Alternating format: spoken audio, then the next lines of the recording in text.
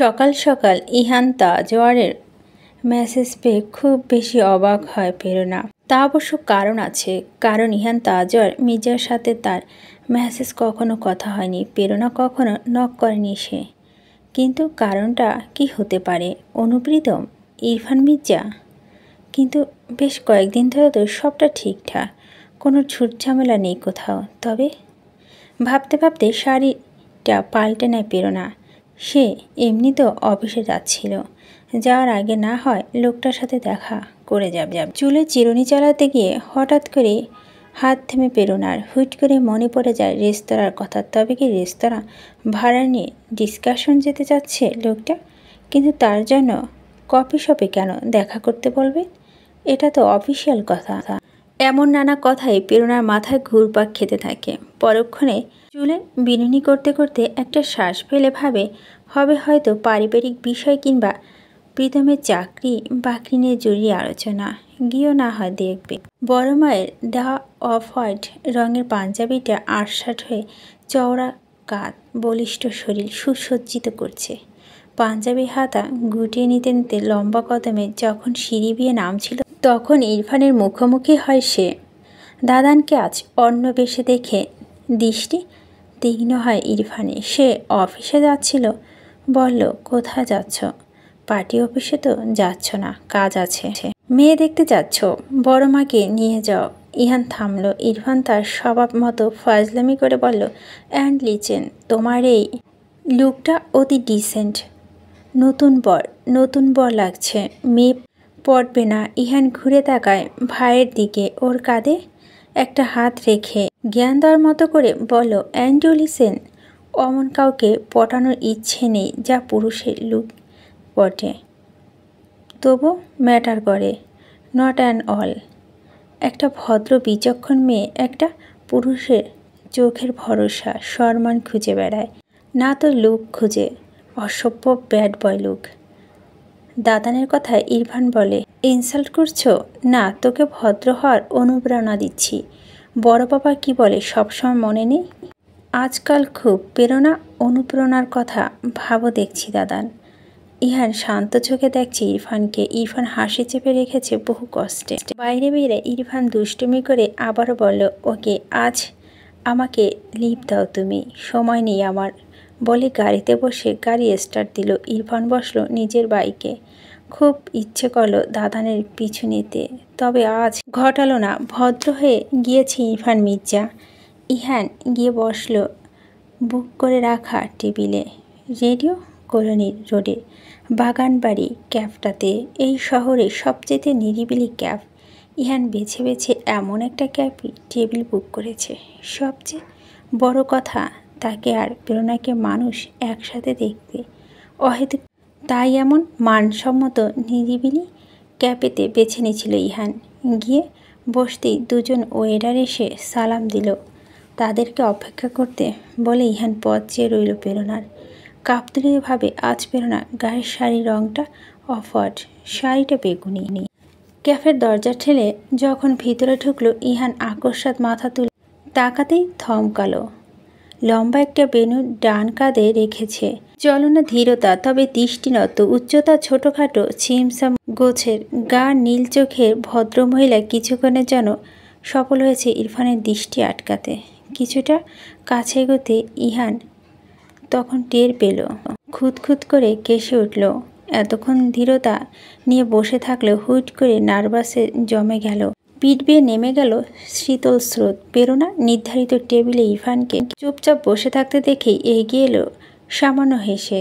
তার ভাবভঙ্গিতে বড্ড তাড়াহুড়া ভাব। একটা চেয়ার টেনে বসে সরাসরি তাকায় ইহানের চোখে। ইহান নামিয়ে নিল চোখ অস্থিরতায়। তারপর ওয়েটারকে ডেকে দুটো কোল্ড কফি অর্ডার করে প্রেরণার দিকে তাকিয়ে প্রেরণা বলল, কিছু হয়েছে? প্রীতমিনুর ব্যাপারে কিছু হয়েছে? আই মিন, ইসমাম আঙ্কেল তো ধীরে ধীরে মেনে নিচ্ছে। তবে ইহান চুপচাপ দুপাশে মাথা নাড়ে। প্রেরণা অস্ফুট বলে, তবে বলছি রেস্তোরাঁর ব্যাপারে ভাড়া বাড়িয়ে দিতে হবে। অহেতুক কথাবার্তা শুনে ইহান জবাব কী দেবে বুঝে উঠতে পারছে না। এদিকে কথাগুলো কিভাবে শুরু করবে তাও বুঝতে পারছে না। প্রেরণা ব্যাপারটা লক্ষ্য করে। নার্ভাসে এই লোকটার সাথে যায় না। তবে কি সিরিয়াস কোনো পারিবারিক ইস্যু? প্রেরণার কণ্ঠে কোমলতা এনে ইহানকে আশ্বস্ত করে বলুন কি হয়েছে? কোনো ব্যাড নিউজ? সরি, বাট আপনার মুখ দেখে তেমনটাই মনে হচ্ছে। নড়ে চড়ে বসল ইহান। নিজের মুখটাকে খুব আয়না দেখতে ইচ্ছে হলো তার মুখ দেখে আসলে মনে হচ্ছে ইহানের প্রেরণাকে কোনো ব্যাড নিউজ দেওয়া আছে। প্রেরণা উৎসুক হয়ে তাকিয়ে আছে। ইহান এবার গলা খাঁক দেয়, বলো অ্যাকচুয়ালি একটা পার্সোনাল হয়ে যায়, বাট প্লিজ ডোন্ট। আপনার বিয়ে ঠিক হতে চলেছে?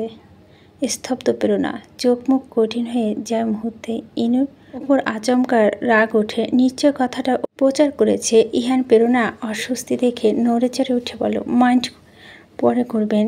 I need answer, simple and state. না, প্রীতম পাগলামি করছে। বিয়ে ঠিক হয়নি।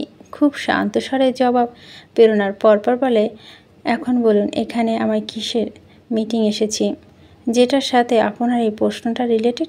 I need explanation. ভদ্রমহিলা কিঞ্চিত চটেছেন। ইহান যা বুঝলো চটে যাওয়াটা স্বাভাবিক, তবে ইহান আজকে পিছু হটছে না। সে নিশ্চুপ দম নিয়ে সরাসরি প্রেরণার মুখের দিকে তাকায়। কোনো রকম সংকোচ কিংবা জড়তা ছাড়াই বলে, এখন আমি আপনাকে একটা অতি গুরুত্বপূর্ণ কথা বলতে চাইছি। আশা রাখছি আপনি আমাকে ভুল বুঝবে না, কিংবা আমাকে বলুন। আমি হুটহাট কাউকে ভুল বুঝি না, ভেবেচিন্তে ভুল বুঝি। শান্ত স্বরে আওড়ালো প্রেরণা। 31-এর সুপুরুষ বারবার হোঁচট খাচ্ছে মহিলার সামনে, কিন্তু তাকে আজ একটা বিহিত করতেই হবে। সেই চিত্র কঠোর করে 2 মিনিট চুপ করে বলে উঠল, আমার কথাগুলো যেভাবে গ্রহণ করুন না কেন, আমি এটাই চাই আপনি একটা সুন্দর জবাব দেবেন। সুন্দর কথা সুন্দর জবাব দেই আমি। আবারও শান্ত জবাব প্রেরণার। ইহান আরও একবার গলা খাকিয়ে দেয়। এইবার আর কালক্ষেপণ না করে চিত্রের ধীর করে রাশভারী গলায় বলে উঠল, আমি আপনাকে বিয়ে করতে চাই প্রেরণা। প্রেরণা এ ধরনের কথার জন্য আদতে প্রস্তুত ছিল না। সে শুরুতেই বুঝতে না পেরে ভাবলেশীন মুখে তাকিয়ে থাকে। ইহান এবার গম্ভীর করে তাকায় প্রেরণার চোখে। কথাটি রিপিট করে আলাদা আলাদা স্পষ্টভাবে উচ্চারণ করে, আমি আপনাকে বিয়ে করতে চাই। প্রেরণা শুনল। কয়েক মুহূর্তে অবিশ্বাস্য নজরে তাকিয়ে দেখল ইহানকে। পরপর অস্বস্তি আর বিষ মিলেমিশে থাকে। হতচকিত লাগলো।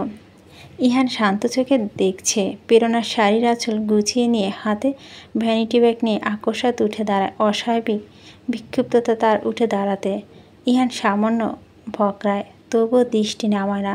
প্রেরণা বড় বড় দুটো শ্বাস ফেলল। আবার অস্ফুট আবার বলুন, আমি আপনাকে বিয়ে করতে চাই প্রেরণা। প্রেরণা একবার পিছিয়ে গেল, চোখ বড় বড় করে ইহানের মুখের দিকে কয়েক মুহূর্তে দৃষ্টি দিয়ে আকস্মাত সুরে বলে উঠল, আপনি পাগল। না, ইহানকে কিছু বলতে দিল না, না নিজে কিছু বলল। কেমন চুরি করে ধরা পড়ল চোর যেভাবে পালিয়ে যায়, প্রেরণা ঠিক সেভাবে ছুটতে ছুটতে বেরোলো রেস্তোরাঁ থেকে। তাজ্জব বনে গিয়ে ইহান প্রেরণার প্রস্থান দিকে তাকিয়ে থাকে নিমেষ। সে কিছু বলার সুযোগ পেল না, কিন্তু অদ্ভুত আচরণ মুহূর্তে অস্থিরতায় ঘিরে ধরেছে তাকে। ডাকতে গিয়েও ডাকে না, ফোনটা হাতে তুলে নিয়ে প্রেরণাকে মেসেজ করতে গিয়েও করে না। চুপচাপ গম্ভীর হয়ে বসে থাকে। ওয়েটার আসে কোল্ড কফি নিয়ে। ইহান চুপচাপ বিল মিটিয়ে উঠতে যেতেই ফোনটা বেজে ওঠে। ফোনের ওপাশে ইনশিয়া হড়বড়িয়ে বলল, দাদান প্রস্তাব দিয়েছ মেয়েটাকে? কি বলেছে? হ্যাঁ বলেছে। না। শুকনো গলায় ইনশা বলল, হ্যাঁ বলেনি? না বলেছে? না। তবে সময় চেয়েছে? না ইসি। তবে কি বলেছে? কিছুই তো বলেছে। ইহান লম্বা একটা শ্বাস ফেলে বলেছে আপনি পাগল। এক প্রকার ছুটে বেরিয়েছে প্রেরণা। তাকে দেখে চারপাশে মানুষজন অবাক। প্রেরণা সবার দৃষ্টি দেখে নিজেকে সামলে নেয়। শাড়ির আঁচল কপালে ঘাম মুছতে মুছতে হাঁটতে হাঁটতে একটা ক্যাপে চেপে বসে। ভ্যানিটি ব্যাগ থেকে পানির বোতল বের করে ঢকঢক করে গলাটা ভিজিয়ে নেয়। সংকোচ, বিস্ময় আর অবিশ্বাসের ঘোরে চলে গিয়েছে পুরো। ঘোর কাটল অ্যাপার্টমেন্টের সামনে নেমে। অফিসে আজ যাবে না সে। দ্রুত ফ্ল্যাটে ঢুকে দরজা বন্ধ করে দরজা ঠেয়ে দিয়ে দাঁড়িয়ে থাকে অনেকক্ষণ। কানে বাজছে, আমি আপনাকে বিয়ে করতে চাচ্ছি প্রেরণা। আত্মীয় লোকটা আত্মীয় বলে কি প্রেরণা রিয়াক্ট করতে পারল না। নাকি ভদ্র স্বভাব লোকটিকে দুটো কথা শুনিয়ে দিতে মন চাইল না প্রেরণার। কোনটি? কেন লোকটার উপর চড়া হতে পারল না? তবে প্রেরণা নিজেকে সংযত করতে পারে, স্বস্তি পাচ্ছে। এমনিতেই নানা ঝুট ঝামেলা, তার উপরে স্বয়ং ইহান তাজওয়ার সাথে ঝামেলা বাঁধিয়ে সব কিছু বিতৃষ্ণা করে দিতে চায় না প্রেরণা। নিজের ভাইয়ের সংসারের জন্য একটু সংযত তো হওয়াই যায়। প্রেরণার সর্বোচ্চ সেটাই করা উচিত হবে, যেটা হলে এড়িয়ে যাওয়া। হ্যাঁ, এটাই যেটা সে বারবার করে এসেছে। মেজাজটাকে ভীষণ সতর্কতার সাথে নিজের ভিতরে আটকে রেখেছে পৌর্ণমী। বিগত ৩৮ মিনিট ধরে তার মুখে হাসি হাসি। এই একাডেমির লোকজন সব অমায়িক, তাকে সামনে কোনো অশোভন আচরণ পৌর্ণমী করতে ইচ্ছুক নয়। তাই হাত মুঠো করে চেয়ারে ঠেসে নিজেকে সংযত করে বসে আছে। নয়তো কখন গিয়ে ওই লোকটাকে দুটো কথা শুনিয়ে আসতো এখানে অতিরিক্ত ভালো মানুষই নাটক দেখানোর জন্য। ইস, ওস্তাদ জির সাথে বিনয় একেবারে লুটেপুটে খাচ্ছে, নাটকবাজ লোক। অথচ সেই দিন পৌর্ণমীর মনে পড়ে তার থুতমুত চেপে ধরে কীভাবে ডলে ডলে লিপস্টিক লাগিয়ে দিচ্ছিল ওই অর্ধ উন্মাদটা। পৌর্ণমীর আগে বহু কারণ আছে, তার রাগ চক্রবৃদ্ধি হারে বাড়ছে তো বাড়ছে। ইরফান সবার সাথে হেসে হেসে কথা বলছে, আর ক্লাসে 6-এর বাচ্চাদের তো গাল টিপে টিপে মজা করছে। সবাই তার সাথে দারুণ সময় কাটাচ্ছে। বিরতির সময়টিতে এসব বুঝতে পেরে পৌর্ণমী মেজাজ বিগড়ে যাচ্ছে। সে ওই লোকটার জন্য তার ব্যাটসম্যানদের সাথে আড্ডা দিতে পারছে না। সব কটাকে জব্দ করেছে উগ্র লোকটা। কিভাবে করেছে কে জানে। পৌর্ণমীকে যাবে না ওর কাছে, যা ইচ্ছে করুক সবাই। একাডেমির সর্বকনিষ্ঠ স্টুডেন্ট রিনি ক্লাস 3-তে পড়ে। সে ইরফানকে ডাকে লম্বা ভাইয়া বলে। গান শুনে বেশ পছন্দ করে ফেলেছে ইরফানকে। আদুরে স্বরে বিরতির সময়টিতে ইরফানকে বলল, লম্বা ভাইয়া, তুমি আমার মতো করে একটা গান গাও না। ইরফান হেসে বলল, আমার মতো মানে কাল গিটার নিয়ে যে গাইলে ওইভাবে আর একটা গাও। একে একে সিনিয়ররা ধরল ইরফানকে নিয়ে এমনিতে সবাই কৌতূহলের শেষ নেই। ভীষণ বড়লোক বাড়ির ছেলে, তার উপরে দারুণ গান গায়। চোখ মুখ শক্ত করে বসে রয় পৌর্ণমী। এরা আগে বিরতির সময় তার কাছে গান শুনত, অথচ দুদিন ধরে ওই লোককে নিয়ে নাচানাচি করে। কেন? কারণ লোকটি একটা অনেক দামি গিটার আছে, সেটা নিয়ে ভ্যাবা করে সবাইকে চমকে দেয়। রবীন্দ্রসঙ্গীত এভাবে গায়, গিটার বাজিয়ে স্বরলিপি পাল্টে যাচ্ছে, তাই গাইলে হলো। আর এরাও মনোমুগ্ধ হয়ে শোনে। ওস্তাদজিও কিছু বলে না। এই ওস্তাদজি নিজে তো লোকটাকে নিয়ে নাচানাচি করে, কুল পায় না কেন? লোকটা কি ওস্তাদজিকে বেশি টাকা দেয়? নিশ্চয় তাই দেয়। ওনাদের তো আবার টাকা পয়সা উঠানো গড়াগড়ি খায়। কত কথা ভাবতে ভাবতে তলিয়ে যায় পৌর্ণমী বিরক্তিতে। সবাই হাসাহাসি পৌর্ণমীর ঘোর কাটে। ইরফান রাজি করিয়েছে সবার গান। 6ষ্ঠ শ্রেণীর পড়ুয়া বাবাই গিয়ে গিটার এনে ইরফানের হাতে ধরিয়ে দেয়। প্রত্যেকে উৎসুক হয়ে তাকিয়ে আছে তার দিকে। পৌর্ণমী উল্টো, সে এই লোকের এমন বেহুদা সুরের গান শুনবে না। না মানে না, তার আর স্বর যতই ভালো হোক না কেন। দুহাতে কান চেপে ধরে পৌর্ণমী। মিস জেনি পেছন থেকে ফিসফিসে বলে, মামনি হাত নামাও, সবাই দেখছে যে। বাধ্য হয়ে হাত নামিয়ে নেয় পৌর্ণমী। গিটারের টুংটাং আওয়াজ হজম করতে থাকে চুপচাপ। এতবার পৌর্ণমী অপছন্দের তবুও বিস্ময়কর স্বর গেয়ে ওঠে।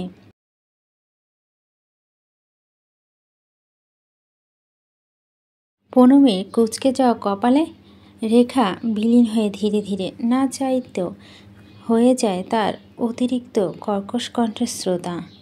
বসে থাকে চুপচাপ। গান শেষ হতে সবাই ইরফান মির্জার প্রশংসায় ব্যস্ত, আর পৌর্ণমী তখন নিজের চেতনায় ফিরে পেয়ে মাথা নিচু করে বসে আছে চুপচাপ। কিছু বলছে না, কোনো প্রতিক্রিয়া দেখাচ্ছে না, শুধু ভিতরে চাপা রাগ ফেটে পড়ছে সে। এই লোকটা এত ভালো গান কেন গাইবে? কেন? এই লোকটা কি এই একাডেমি পৌর্ণমীর জায়গা কাটতে এসেছে? ইরফান আর চোখে পৌর্ণমীকে এক পলক দেখে। এমনিতে এখানে ভর্তি হওয়ার পর থেকে পৌর্ণমীর কাছে এসে বিরক্ত করা তো দূরে থাক, একটা কথাও সে বলে না, শুধু চুপচাপ দেখে। শান্ত গোছের মেয়েটি অকারণে নাক চোখ কুঁচকে থাকে, কপাল কুঁচকে গান করে, আর চোখে দেখে ইরফান। দু চোখে মুগ্ধ এসে ভর করে রাজ্যে হন্তদন্ত হয়ে বাড়িতে ঢুকেছে ইহান, তাজর, মির্জা। তাকে দেখে বাড়ির সকলে আন্দাজ করেছে কিছু তো ঠিক নেই। ঠিক নেই মানে নেই, অস্বাভাবিক ইহানকে লাগে না। সচরাচর ওর প্রতিটা পদক্ষেপ শান্ত স্বভাব। আলো ইহানের বেশি ক্লোজ। সে দুপা বাড়িয়ে যদি প্রশ্ন করে পরে পিছিয়ে গেল। ইদানিং সবাই ইহানের ধমক খাচ্ছে, হয়তো কাজ নিয়ে স্টেট বেশি একটা না ঘাটানো ভালো হবে। ইহান সরাসরি ঘরে গিয়ে দৌড়ে আটে, পরনে পাঞ্জাবিটা একটানে খুলে একটা চেয়ারের উপর ছুঁড়ে ফেলে রেখে গিয়ে বিছানায় বসে চুপচাপ। ক্যাফে থেকে বেরিয়ে পার্টি অফিসে কাটিয়েছে আজ সারাদিন।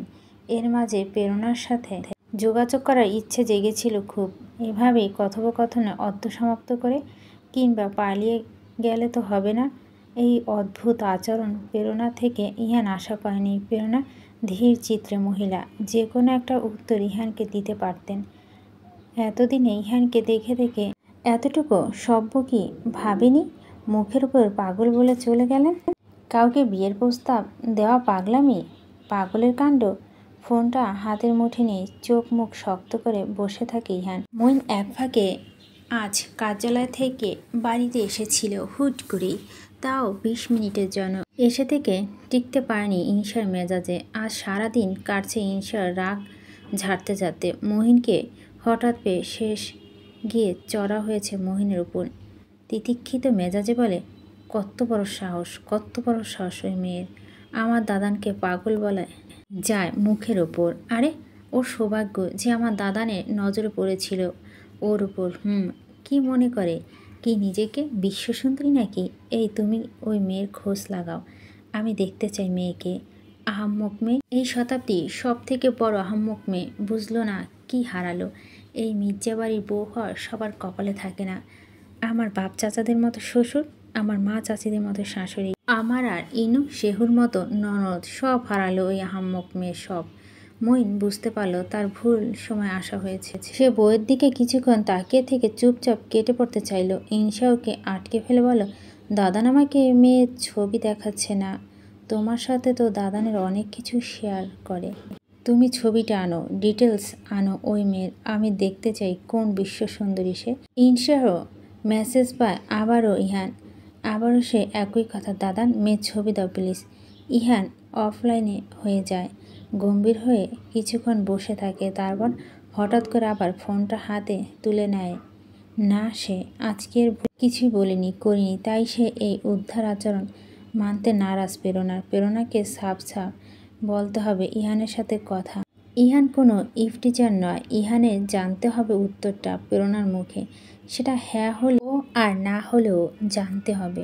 দ্রুত আঙ্গুল চালায় ইহান, তারপর খুব ধীরভাবে প্রেরণাকে নক করে, Prerna, I want talk to you, speak up. রাতে মইন বাড়িতে ফিরে ফ্রেশন আপ হয়ে ইহান তাজওয়ারকে কল করলো, জানতে চাইল আজ ঠিক কী হয়েছে।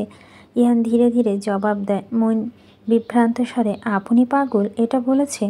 দ্যাটস মিন, উনি বুঝতে চেয়েছেন প্রস্তাবটা উনি নিতে পারছেন, কিন্তু সেটা তো আমায় বলতে হবে। মইন, ওনার থেকে এমন অদ্ভুত আচরণ আশা করিনি। আমি কি হালকা ধরনের বিহেভিয়ার করেছি? একটা সিরিয়াস কথা বলেছি। আচ্ছা ঠিক আছে, তুমি একটু মেয়েটাকে ছবি দাও তো, ইসি দেখার জন্য জেদ ধরেছে। না এখন না, এখন না। কলটা কেটে ইহান চুপ করে বসে থাকে। প্রেরণা মেসেজ দেখেনি, এমনকি অনলাইনেও আসেনি আজকে সারাদিন। বিরক্ত লাগছে ইহানের, খুব অস্থির বোধ হচ্ছে। কেমন অস্থির লাগছে? সে কি হঠকারী হচ্ছে? কঠিন মন এমন নাদান হয়েছে কেন? কনভারসেশন চেক করে দেখলো কয়েকটা বেহুদা আচরণ সে করে বসেছে। ঝোঁকের মাথায় প্রেরণার মেসেজ দেখেনি। তারপর 4 বার অযথা সে নক করেছে প্রেরণাকে। এখন সেন্টগুলো সরিয়ে ফেললো, কী লাভ? নোটিফিকেশন তো ঠিকই পৌঁছে যাবে প্রেরণা হাসানের কাছে। ইসি রাতে একটা কাণ্ড করে বসলো। তার সুপুরুষ দাদানের ওই প্রত্যাখ্যান হওয়া বিষয়টি সে মানতে পারল না কোনোভাবেই। 9টা নাগাদ ইনু আর ইরফানকে কনফারেন্স কলে রেখে কি হয়েছে সব বলল। ইরফান তখন পুল সাইডে ছিল, ইনু ছিল কিচেনে। সরল ইনু বড় দাদানের প্রত্যাখ্যান হওয়ার বিষয়টি শুনে চেঁচিয়ে উঠল। তার পিছনেই হঠাৎ গিয়ে প্রেরণা ফ্রিজ খুলছে। সে টের পায়নি। উত্তেজিত হয়ে চেঁচিয়ে বলল, আমার বড় দাদানকে রিজেক্ট করেছে? আচমকা লাফিয়ে উঠে প্রেরণা, বুকে হাত চেপে ধরে দাঁড়িয়ে আছে। তার চোখ দুটো বড় বড় হয়ে আছে। সারাদিন তীব্র মাথা ব্যথা নিয়ে রুমেই ছিল সে। এইমাত্র বেরিয়ে কিচেনে এসেছে। ইনু প্রেরণাকে দেখতে পায়নি। সে বলতে চাচ্ছে, ওই মেয়ের কত বড় সাহস আমার বড় দাদানকে রিজেক্ট করে। বড় দাদানকে? আপু, আপু, ওই মেয়ের ছবি দেখবো আমি, ওই মেয়েকে দেখবো। রাগে কাঁপছি ইনু। ওর পিছনে দাঁড়িয়ে অনুভূতি শূন্য দৃষ্টিতে প্রেরণা দেখছে ওকে। ইনায়া চেঁচামেচি অব্যাহত রাখে, আমি সত্যি দেখতে চাই ওই মেয়ের প্রাণী এলিজাবেথ, যার কাছে আমার মিস্টার পারফেকশনিস্ট বড় দাদান রিজেক্ট হয়। আহাম্মক মেয়ে, দুর্ভাগা মেয়ে। প্রেরণা চুপচাপ দেখতে থাকে ইনুকে। ইনু হাতে খুন্তি দিয়ে কিচেনে লোয়ার ক্যাবিনেটে বারংবার আঘাত করে কথাগুলো বলছে। ইসু উপাস থেকে বলে, দাদা মেয়েটার ছবি দেখাচ্ছে না মইনকে। এই ইরু, তুই একটু কাইন্ডলি মেয়ের ডিটেলস বের করবি? ইরফান এতক্ষণ চুপচাপ দু বোনের কথোপকথন শুনছিল। তবে তার চোখের সামনে ভাসছিল দাদানে জ্ঞানিয়াপা থেকে রিজেক্ট হয়ে সেই দৃশ্য। কিভাবে রিজেক্ট করেছে জ্ঞানিয়াপা দাদানকে? চর মেরেছে? বাজে কথা বলে গালি দিয়েছে? না হলে দাদান অসময় এভাবে গড়াদ্দরেটে বসে থাকবে কেন? ইরফান অন্যমনস্ক ইনসে চেঁচিয়ে উঠল, ইরু শুনলি তুই? হ্যাঁ। আচ্ছা রাগ। কল কাটে ইরফান। রাগে কাঁপতে কাঁপতে ইনু কল কেটে আপন মনে বলে, গর্ধব মেয়ে, ইহান তাজওয়ারে রিজেক্ট করে। সাতচুন্নি একটা। ঘুরে দাঁড়াতে ইনু ধাক্কা লাগে প্রেরণার সাথে। প্রেরণা থতমত মুখ করে দাঁড়িয়ে আছে। ইনু নিজেকে সামলে নিয়ে বলে, আপু, আপনি? প্রেরণা কয়েক পলক ইনুকে দেখে বলে, টেবিল সেট করছি, প্রীতমকে নিয়ে খেতে এসো। পুল সাইড থেকে এসে সরাসরি বড় দাদানের দরজায় কড়া নাড়ে ইরফান। ইহান দরজা খুলে দেয়। খানিক পরে দাদানের মুখে অভিব্যক্তি পড়ে। ব্যস্ত ইরফানে দেখে ইহান রাশভারী আওয়াজে বলো, কিছু বলবি? কে মেরেছে? কে ধরেছে? কে দিয়েছে কাল? তাই তো খোকা রাগ করেছে, ভাত খায়নি কাল। হতাশ ইহান ইরফানের উপর। ইরফানের ঠোঁটে বক্র হাসি রেখা। ইহান কণ্ঠস্বর খাদে নামিয়ে ভাইকে ওয়ার্নিং দিয়ে বলল, তোর ভাগ্য ভালো, আমার খুব ধৈর্য ইরফান, এখন যা, ডিস্টার্ব করবি না। ইসি বলল, মেয়েটা তোমাকে রিজেক্ট করেছে? ইহান জবাব দেয় না। ইরফান ঠান্ডা স্বরে বলল, প্রেরণা আপা রিজেক্ট করেছে? ইহান আর এক মুহূর্তে দেরি না করে ইরফানের মুখের ওপর দরজা লাগিয়ে দেয়। ইরফান দাঁড়িয়ে দাঁড়িয়ে হাসে। পরপর মুখটা গম্ভীর হয়ে যায়। তাও ইসি ইনুর মতো রাগ উঠছে হঠাৎ। কত বড় সাহস বড় দাদানের মতো সুপুরুষকে রিজেক্ট করে দেয়, তাও পাগল উপাধি দিয়ে। আসলে ভদ্রমহিলার খুব সাহস। ইহান সে রাতে একটা সিগারেট খেয়েছে মাত্র। গতকাল রাত কাটিয়েছে নির্ঘুম। তবে আজ রাতটা সে ঘুমাতে যাচ্ছে। সকাল সকাল সে পার্টি অফিসে যাবে। প্রেরণার সাথে সামনাসামনি দেখা করে কথা বলবে সে। গতকাল দুপুর থেকে প্রেরণা তার মোবাইলটা ছুঁয়ে দেখেনি। শুদ্ধকে ঘুম পাড়িয়ে সে রাতে ফোনটা চার্জে লাগিয়ে শুয়েছিল। কখন যে তলিয়ে গিয়েছিল ঘুমের রাজে টের পায়নি।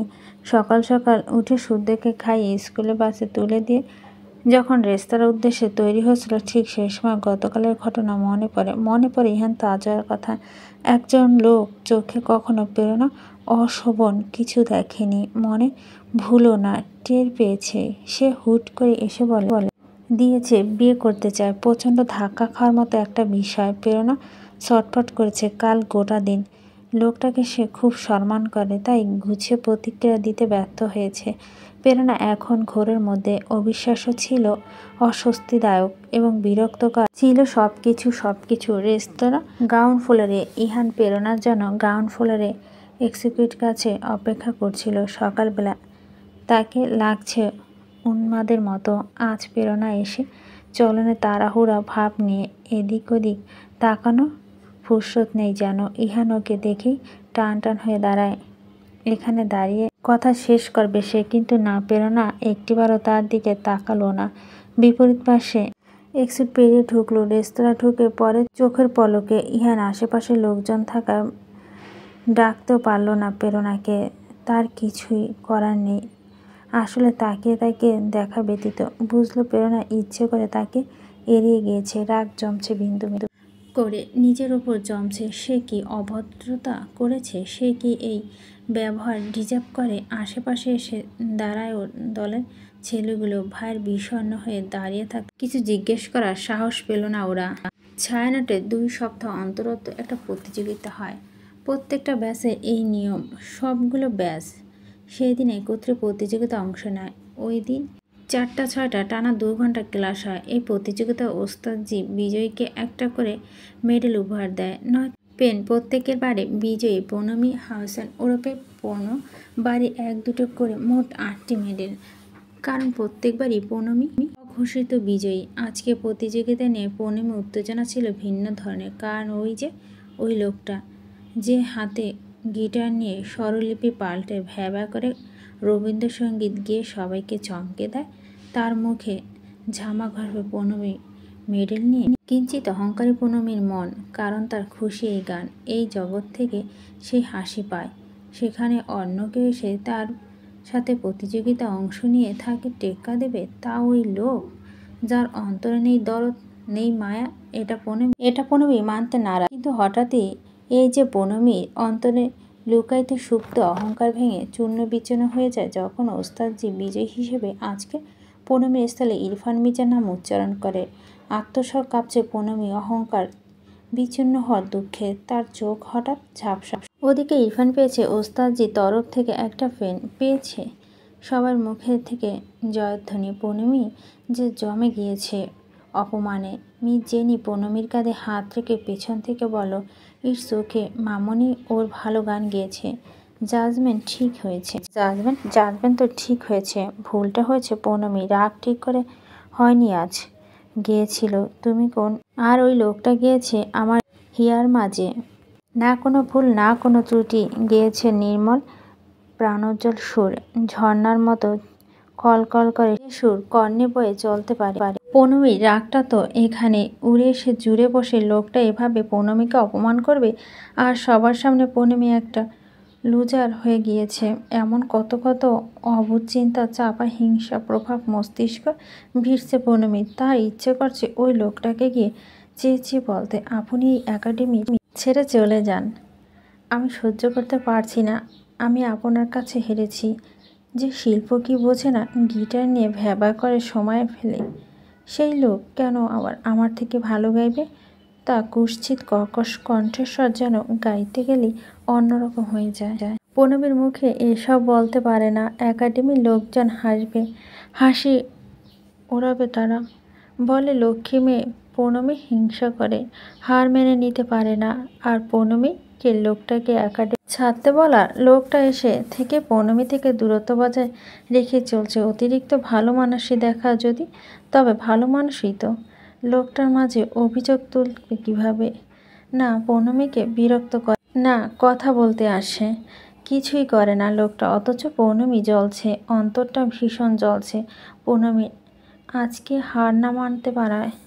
পেনটা সযত্নে ইরফান তার সামনে হারমোনিয়ামে রেখে ঘাড় ঘুরিয়ে পনমির দিকে এক পলক দৃষ্টি দেয়। বিষণ্ণ চেহারা মেয়েটি দেখে ইরফান বুঝতে বাকি নেই কি ঘটেছে। এতটুকু ওপেন সাইকোলজি ইরফানের নখদর্পণে হুট করে নিজেকে খুব অপরাধী লাগলো খুব। এই মেয়ের মুখে কারো একবার ভীষণ এনে ইরফান তাই। ওস্তাদজি গিয়েছে একাডেমির বাইরে। এখন 15 মিনিট বিরতির সময়। বাচ্চারা ইরফানকে ধরল, লম্বা ভাইয়া গিটার নাও, লম্বা ভাইয়া গান শোনা। এই সব কটা বাচ্চা ইরফানের চেলা হয়েছে। আগে যারা পনমির ভক্ত ছিল, ইরফান ওদের চূড়ান্ত ভক্ত করে, আবার চূড়ান্ত মাতিয়ে রাখে আনন্দে। আজ ওদের আবদার পূরণ করতে গিটার হাতে তুলে নেয়। দূরে দেখতে পায় পনমির কপাল কুঁচকে বসে আছে। ইরফানের সামান্য হেসে সুর তুলে গাইতে শুরু করে। আপনারা গানটা নিজের সুরে গেয়ে নেবেন, আমি গাইলে কপিরাইট চলে আসবে, তাই সবাই নিজেদের গানটা গেয়ে যাবেন।